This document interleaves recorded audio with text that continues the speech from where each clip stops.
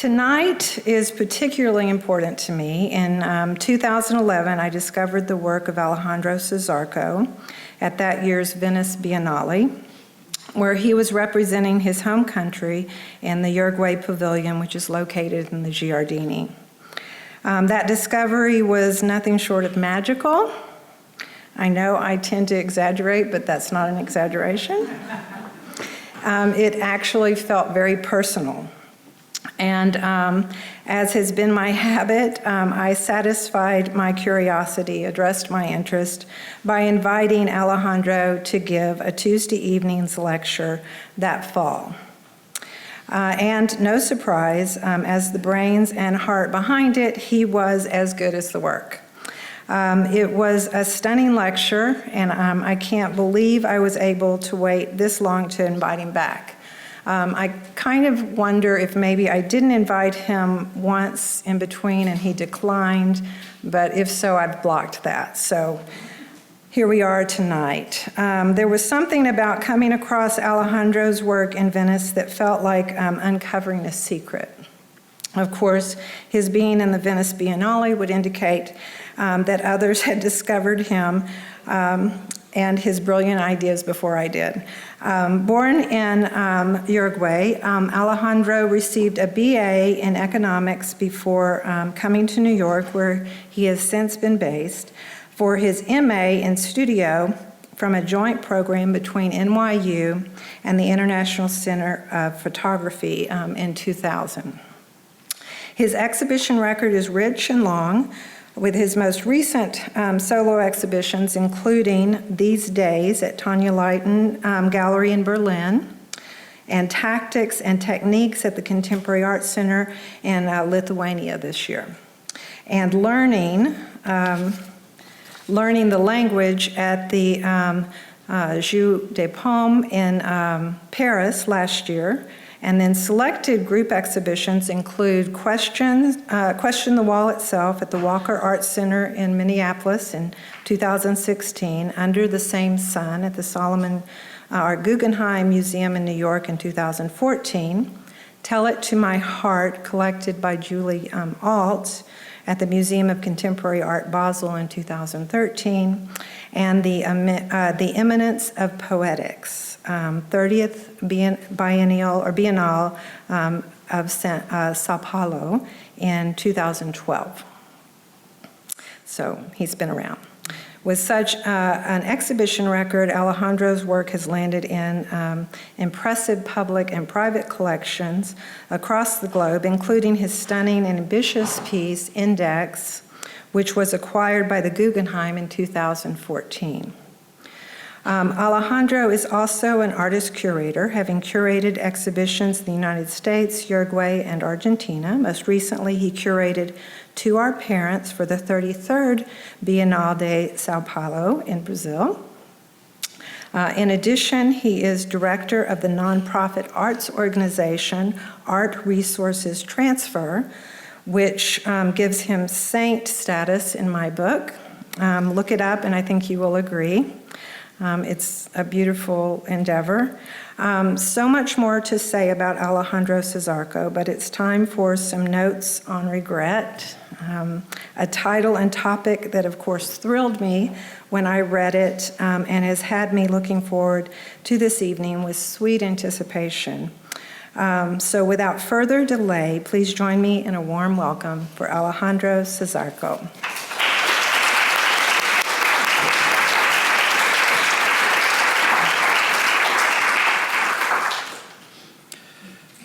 Hello, and thanks very much for the introduction and for inviting me back. And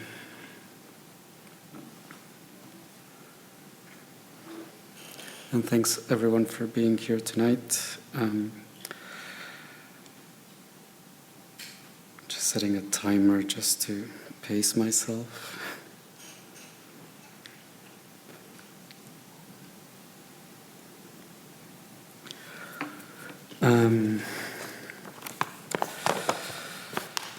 So tonight I decided to kind of divide the talk in two parts or two sections. they're two interrelated sections of my practice. I'll show my work, but I'll also speak about a PhD in fine art that I recently completed. I've often described my work as engaging in practices of cataloging, classifying, appropriating, reading, misreading, and retelling.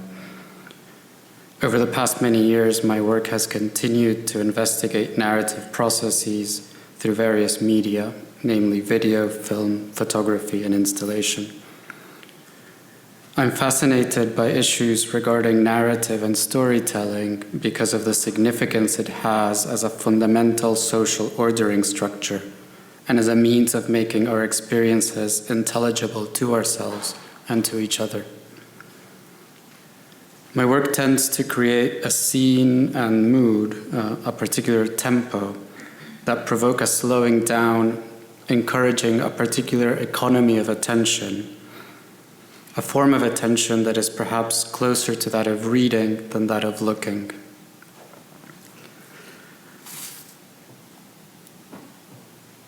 As I mentioned, over the past 4 years, I took part in a practice-based PhD program in art.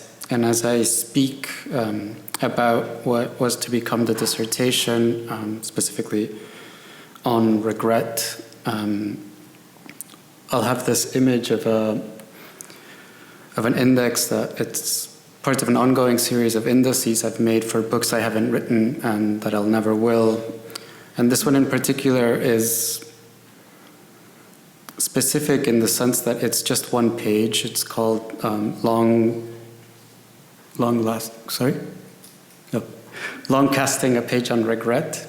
And it's particular because, for one, it doesn't go from A to Z like most of them do. And there's a text that shadows it to some extent. All of the other ones are somewhat more imaginary. My research, titled Under the Sign of Regret, interrogates the qualities of the feeling of regret, as well as what is produced under its influence, as objects and as experiences. These two aims, considering regret as a mode and as a tool, hinge between two complementary definitions of aesthetics. On the one hand, the quality of feelings, and on the other hand, the specific regime for identifying and reflecting on the arts. My research looks at regret as an aesthetic mode and as a methodological tool. It recuperates the positive qualities of regret without overvaluing it as a great gain. This hovering between loss and gain sets up the research as a tactic against the achievement-driven and production-principled art field. I would venture that this persistent attention to negative, or at best ambivalent feelings, is all about action, about figuring out how and why something might be blocked, and about how to locate motives for action when none is visible. Focusing on regret as mode and method is a way to describe our current political and economic state in affective terms. It describes, among other things, how it feels to live and produce under our current regimes. The hypothesis of the research was to consider regret as a generative force, one that seeds and propels forward, as a bittersweet drama of adjustments between who we are and who we aspire to be, or between what we make and our shortcomings, and ultimately as a way of questioning perspective itself, distance, visibility, point of view, and most importantly, time. My inquiry traces regret as a form of memory and as a way of narrating oneself. This particular way of storytelling organizes our relationship to the world.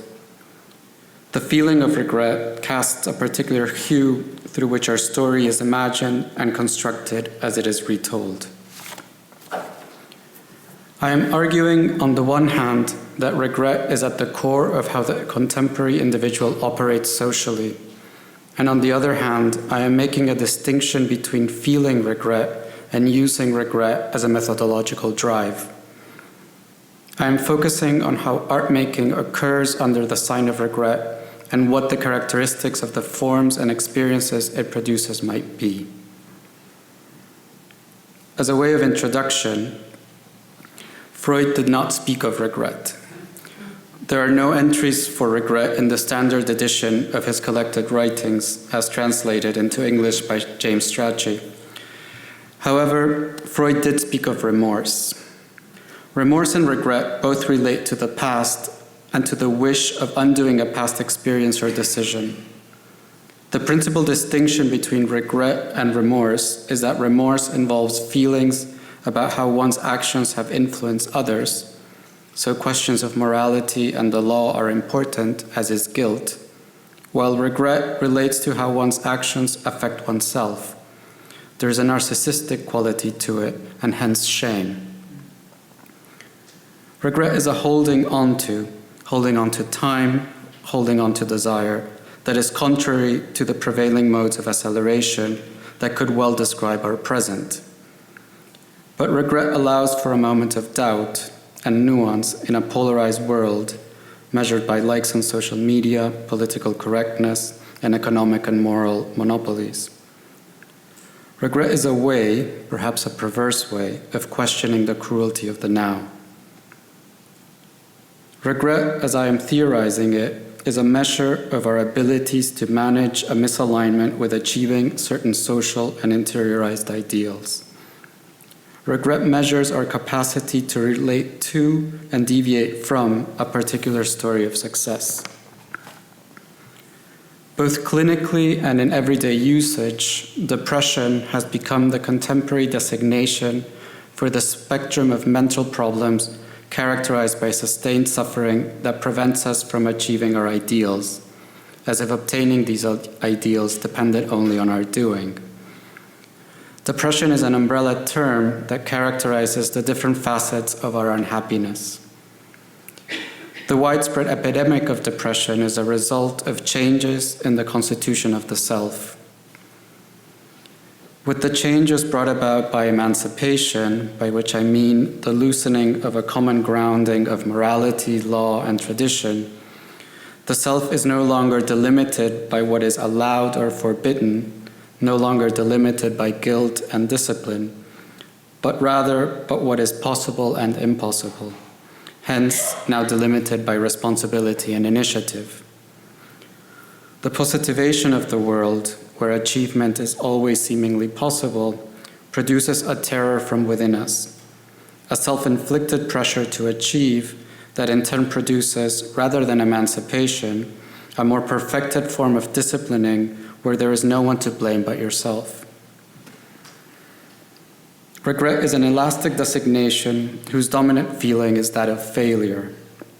When everything is possible and we have no one else to blame but ourselves, we are left with little room to succeed, in the sense that there is always a better possible outcome.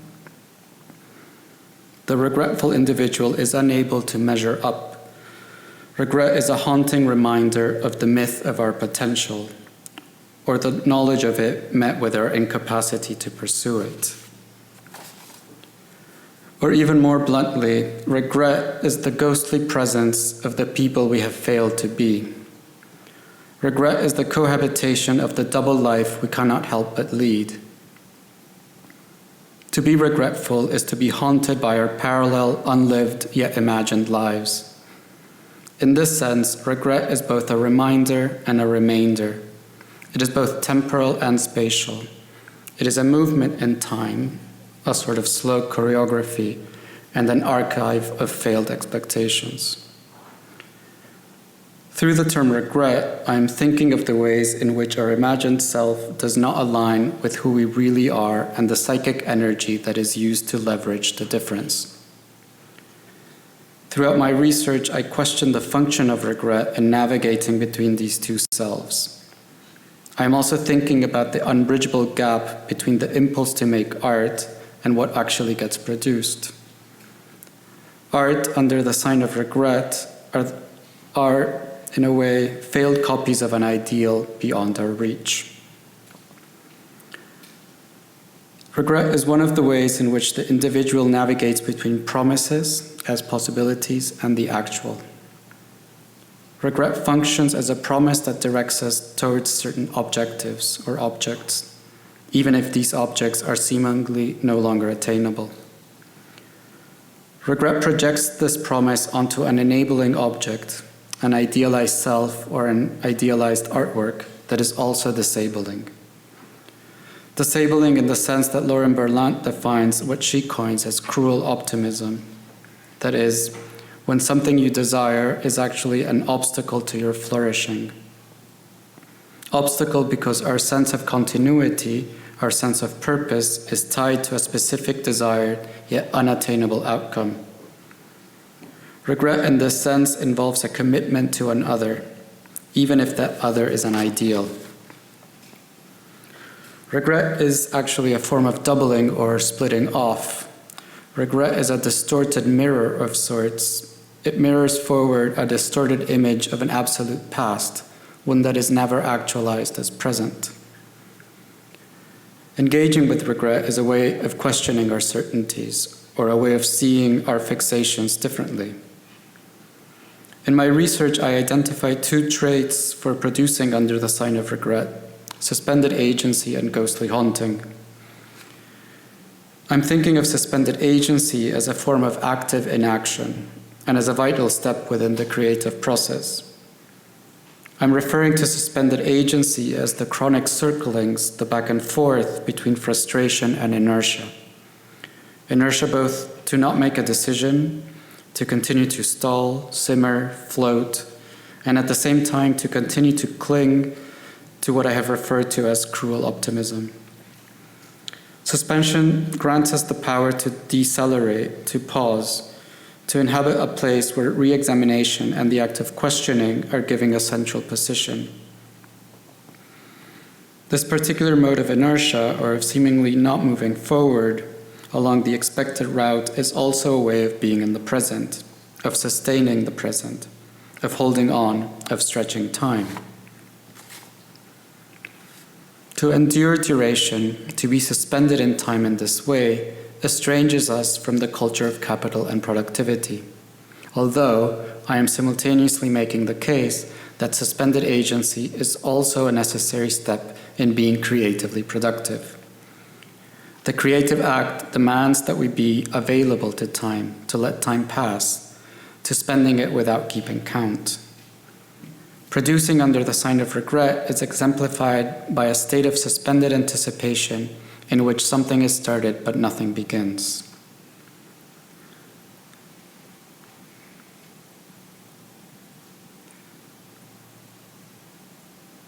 The works that I analyzed in the text in relation to suspended agency share a diffuse feeling of restlessness. They assume the form of the rehearsal, the draft, the synopsis, the prologue, the index, the promise of something to come, or the justification of its non-occurrence. If suspended agency describes an aimless sense of wandering or the oscillation between possibilities, ghostly haunting, the second trait I analyze, is preoccupied with a story of enchantment, possession, and haunting.